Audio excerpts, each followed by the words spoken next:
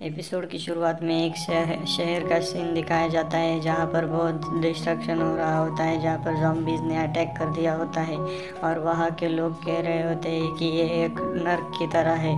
तभी हमें हमारा मेन कैरेक्टर टेंडो दिखाया जाता है जो कहता है कि नर्क हमारे ऑफिस की सामने, ऑफिस के काम के सामने तो ये स्वर्ग है, तुम्हें कोई काम नहीं करना पड़ता और ऑफिस भी नहीं जाना पड़ता। तभी हमें दिखाया जाता है कि टेंडो रात के 3 बजे खाना खा रहा होता है। हमें टेंडो का रूम भी दिखाया जाता है जो काफ़ी ख़राब होता है। हमें टेंडो बताता है कि 3 साल पहले यह सब स्टार्ट हुआ जब मैंने एक कंपनी के प्रोडक्शन डिपार्टमेंट में जॉब ली थी। तभी हमें दिखाया जाता है कि टेंडो अपने सीट पर जाकर बैठता है और सभी लोगों को ग्रीटिंग्स देता है। तभी टेंडो के पीछे एक लड़की आ जाती है और टेंडो की वजह से उसके डॉक्यूमेंट गिर जाते हैं। टेंडो जैसे ही उस लड़की को देखता है तो उसके प्यार में पड़ जाता है और उसे देखता ही रह जाता है। लेकिन तभी टेंडो को रियलाइज़ होता है कि मैं काफ़ी वियर्ड लग रहा हूँ, इसलिए टेंडो उस लड़की के सारे डॉक्यूमेंट कलेक्ट करके उसे देता है। वो लड़की भी टेंडो को उसके पहले दिन के लिए ऑल द बेस्ट बोल देती है।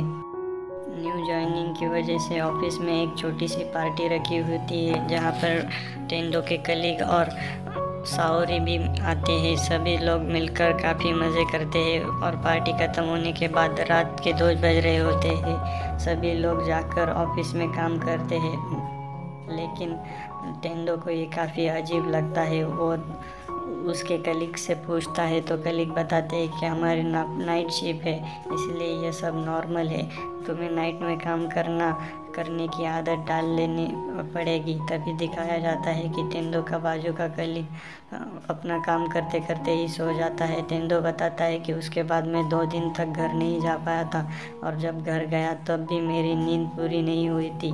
अगले दिन से फिर से मेरा काम शुरू हो गया, यहाँ तक कि मेरे कलीग्स तो ऑफिस में कभी कभी ऑफिस में ही सो जाया करते थे और हमारा हेड मैनेजर भी, हमारे डिपार्टमेंट का हेड भी काफ़ी चिल्लाता रहता था। मेरे कलीग्स को काफ़ी सारे टैबलेट्स लेनी पड़ती थी क्योंकि और बहुत सारी बीमारियां थी। अब हमें सेकंड ईयर की कहानी बताई जाती है जिसमें टेंडो की शुरुआत बहुत बुरी होती है।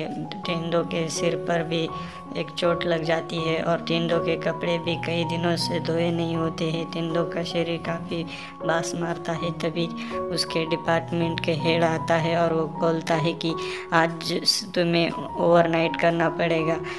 टेंडो काफ़ी नाराज़ होता है, लेकिन तभी वो साओरी को देख के खुश हो जाता है। साओरी भी उसे ग्रीटिंग्स देती है और कहती है कि तुम ऐसे ही कीप अप करोगे तो और अच्छा कर पाओगे। तभी बॉस साओरी को अपने ऑफिस में बुला लेता है।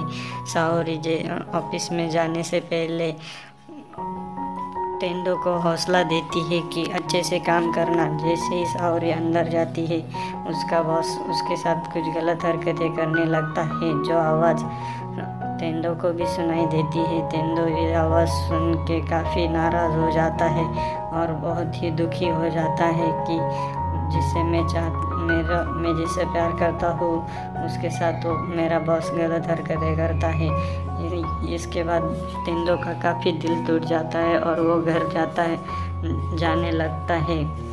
टेंडो जैसे ही घर जाता है 3rd ईयर का सीन दिखाया जाता है जिसमें टेंडो अब ऑनलाइन मीटिंग अटेंड कर रहा होता है, जिसमें उसको जिस टेंडर को पास करवाना होता है उस टेंडर का ओनर टेंडो को काफ़ी भली बुरी बातें सुना रहा होता है। टेंडो का दिमाग खराब हो रहा होता है। उसके बाद टेंडो का डिपार्टमेंट का मैनेजर भी उसे बहुत बातें सुनाता है। टेंडो फिर ऑफिस के बाद घर जाता है। टेंडो का घर का सीन दिखाया जाता है जिसमें वो लैपटॉप पे कुछ कॉमेडी देख रहा होता है। तभी टेंडो का चेहरा और टेंडो का घर दिखाया जाता है जो पूरी तरह से ख़राब हो चुका होता है। टेंडो के घर में किसी तरह की कोई सफाई नहीं होती और वो कचरे के बैग्स वैसे के वैसे ही पड़े होते हैं। तब टेंडो फिर एक बिल्कुल ही भी एक जॉम्बी की तरह दिखने लगता है। टेंडो अपनी तैयारी करता है और ऑफिस जाने के लिए निकल जाता है। तभी वो देखता है कि उसने बाइक के पार्किंग की फ़ीस नहीं भरी है, इसीलिए वो अपनी फ़ीस भरने के लिए बिल्डिंग के मैनेजर के पास जाता है। वो देखता है कि जब अंदर जाता है तो उसे एक अलग ही नज़ारा देखने को मिलता है, जहाँ पर मैनेजर को कोई ज़ॉम्बी खा रहा होता है। उस ज़ॉम्बी को देखकर हमारे हीरो टेंडो की आंखें ही खुल जाती है और वो वहाँ से भागने लगता है। टेंडो वहाँ से ऑफिस से बाहर भाग के आता है, पर वो ज़ॉम्बी बाहर भी बहुत सारे ज़ॉम्बी खड़े हुए होते हैं। टेंडो काफ़ी परेशान हो जाता है और इधर उधर भागने लगता है। टेंडो सीढ़ियों से लेकर टेरेस की तरफ भागता है। हर जगह ज़ॉम्बीज़ ही ज़ॉम्बीज़ होते हैं। टेंडो के ऊपर ज़ॉम्बीज़ का थोड़ा खून भी लग जाता है।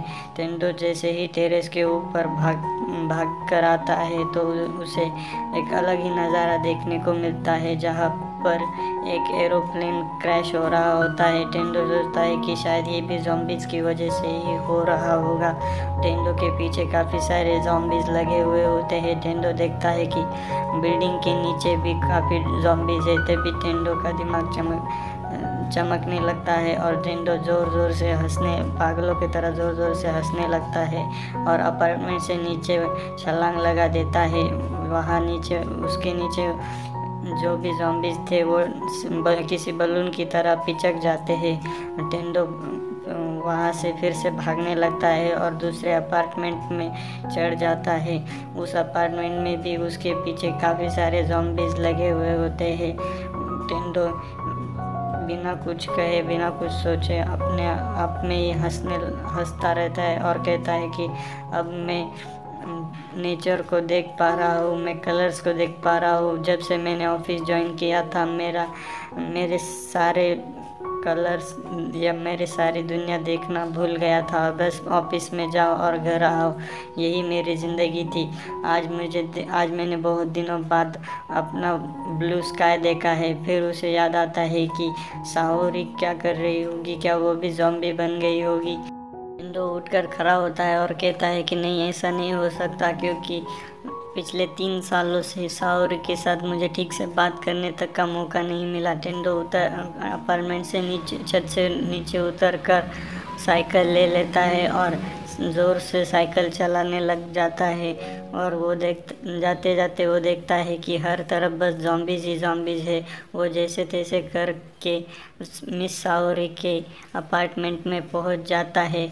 वो ऑफिस के लैपटॉप से उनका एड्रेस ढूंढ निकालता है और लेकिन दरवाजे के बाहर खड़े होकर काफ़ी पैनिक हो रहा होता है कि मैं अगर अंदर जाऊँ भी तो क्या कहूँगा। लेकिन वो कहता है कि ये सिक्योरिटी चेकअप है, मुझे ये करना ही होगा।